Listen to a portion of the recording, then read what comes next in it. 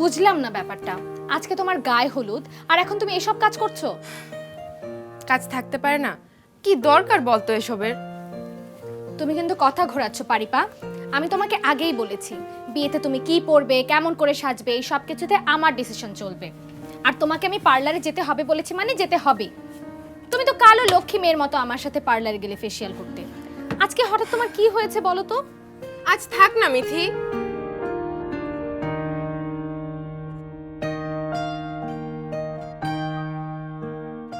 মিথি, কাল তুই যেখানে বলবি সেখানে যাব। আজ ঘরেই সাজি। আর তোর উপরে তো আমার পুরো ভরসা আছে। কি দারুণ সাজাস তুই। ভালো ভালো কথা বলে আমাকে ভোলানোর চেষ্টা চলছে, বুঝতে পারছি। কিন্তু আমার কেমন যেন একটা সন্দেহ হচ্ছে।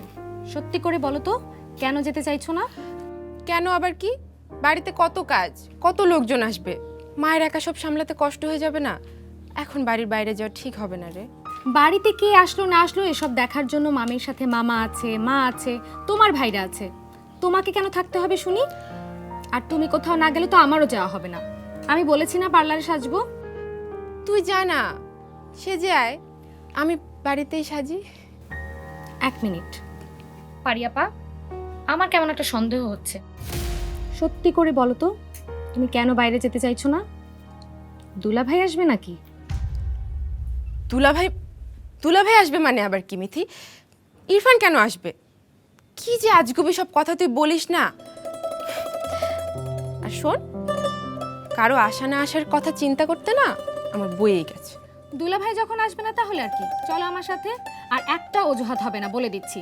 আমি মামির কাছ থেকে গিয়ে এখনই পার্লারে যাওয়ার পারমিশন নিচ্ছি। চলো চলো, আরে এক্ষুনি যেতে হবে। মিথি, চলো। এই মিথি শোন। শুনবো না। ভাবি, আমি না তোমার প্রেমে পড়ে গেছি। কি? ইয়েস। তুমি কিভাবে এই আইডিয়া পেলে ভাবি? মানে তুমি আসলে জটিল একটা জোশ। কিন্তু সারা, আমি ভাবছি অন্য কথা।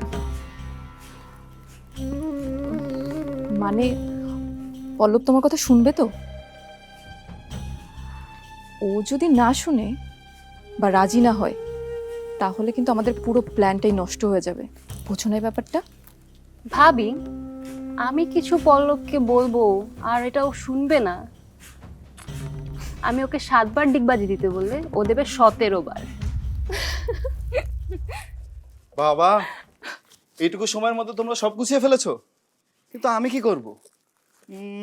আমি এক কাজ করি, বক্সগুলো গুছিয়ে ফেলি। আরে এই কি করছো তুমি? তুমি এসবের কি বোঝো? হ্যাঁ, আমরা করছি তো, ছাড়ো তো তুমি। কি করবো তাহলে আমি? এক কাজ করি, আমি ডালাটা গুছিয়ে ফেলি। স্কচ টেপ দে। ভাইয়া, ডালার কাজও শেষ।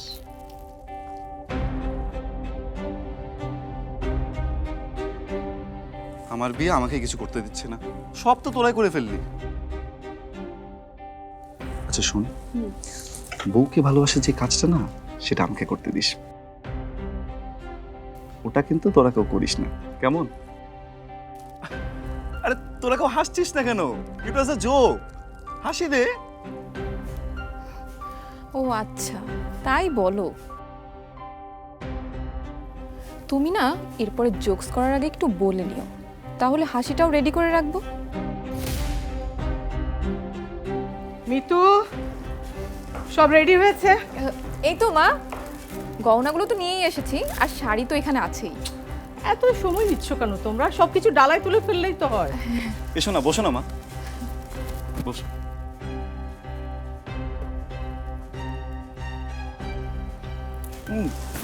ভাবি, তোমরা ওই বাড়িতে কখন যাচ্ছ? এই তো একটু পরেই। কেন বলো তো?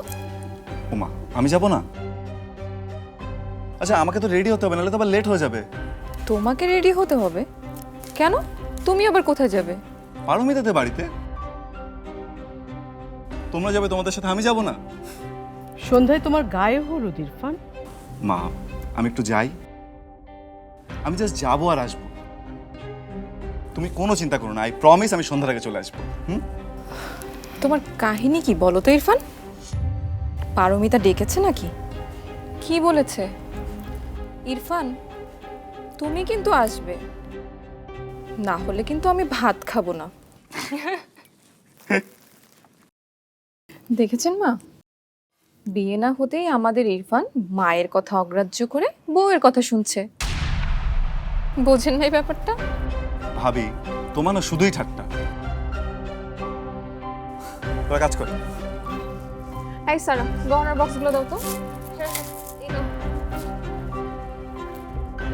চারটেই বক্স তো না ভাবি? চারটে কেন?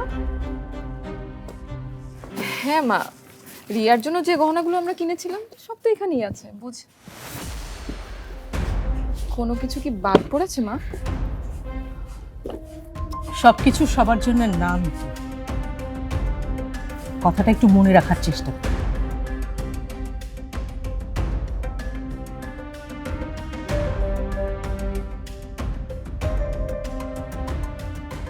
গহনা না পেলেও আপনার সব থেকে মূল্যবান রত্নটা কিন্তু পারমিতা পেয়ে গেল মা। মানে এই যে দেখেন না, আজকের দিনেও ইরফান পারমিতার ডাকে ওই বাড়িতে যাচ্ছে, সেটাও আবার আপনি নিষেধ করার পরেও। কথা কম বলে তাড়াতাড়ি সবকিছু গুছিয়ে নিজেরা রেডি হয়ে বেরিয়ে পড়ো। আর ইরফান? ইরফান কোথাও যাবে না। সে পারমিতা ডাকুক আর যেই ডাকুক, আমি দেখতে চাই ইরফান কার কথা শোনে, আমার নাকি পারমিতার।